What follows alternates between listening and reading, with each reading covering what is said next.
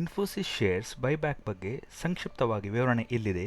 ಕಂಪನಿಯು ತಾನು ಇಶ್ಯೂ ಮಾಡಿದ 2.41% ಅಷ್ಟು ಶೇರನ್ನು ಹಿಂದಕ್ಕೆ ಪಡೆಯುತ್ತಿದೆ ಹಾಗೂ ಇದರ ರೇಟ್ 1800 ಎಂದು ನಿಗದಿಪಡಿಸಿದೆ. ರೆಕಾರ್ಡ್ ಡೇಟ್ ಇನ್ನೂ ತಿಳಿಸಿಲ್ಲ. ಇದರ ಅರ್ಥ ಈಗಲೂ ಮಾರ್ಕೆಟಿಂದ ಈ ಶೇರನ್ನು ಪಡೆದು ಪ್ರಕ್ರಿಯೆಯಲ್ಲಿ ಭಾಗವಹಿಸಬಹುದು.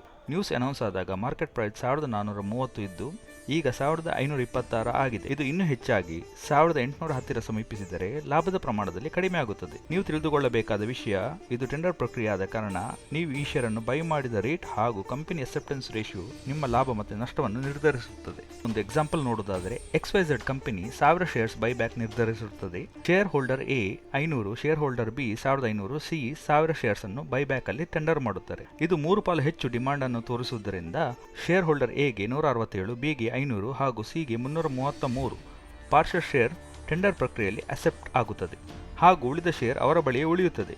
ಮುಂಬರುವ ದಿನಗಳಲ್ಲಿ ಷೇರುಗಳ ಬೆಲೆಯಲ್ಲಿ ಇಳಿಕೆಯಾದರೆ ನಷ್ಟವೂ ಆಗುವ ಸಾಧ್ಯತೆ ಇದೆ. ನಿಮ್ಮ ಬೈ ಪ್ರೈಸ್ ಹಾಗೂ ಮಾರ್ಕೆಟ್ ಡಿಮಾಂಡ್ ಅನ್ನು ಪರಿಗಣಿಸಿ. ಸಬ್ಸ್ಕ್ರೈಬ್, ಲೈಕ್, ಶೇರ್ ಮಾಡಿ. ಧನ್ಯವಾದಗಳು.